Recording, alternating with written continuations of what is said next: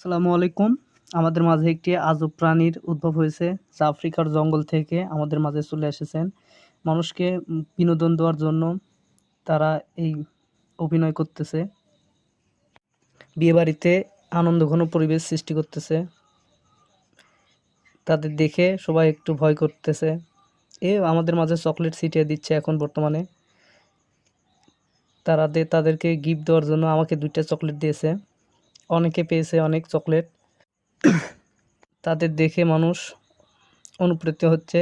তারা আফ্রিকার জঙ্গল থেকে বাংলার এই মাটিতে এসেছেন। আমার খালাতো ভাই, সে হচ্ছে তার সাথে হ্যান্ডশেক করতেছে। হ্যান্ডশেক করার বিনিময়ে কিছু টাকা পয়সা দিয়ে দিল। তারা বিয়েবাড়িতে মানুষকে আনন্দ দেওয়ার জন্য এসেছে এবং তাদের দেখে যেন মানুষ ভয় পায়, সেই জন্য তারা অভিনয় করতেছে।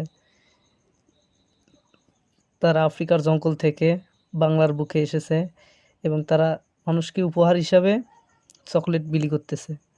তাদের এই উপহার অনেক সুন্দর এবং ভালো লাগতেছে। তারা চলে যাচ্ছে আস্তে আস্তে।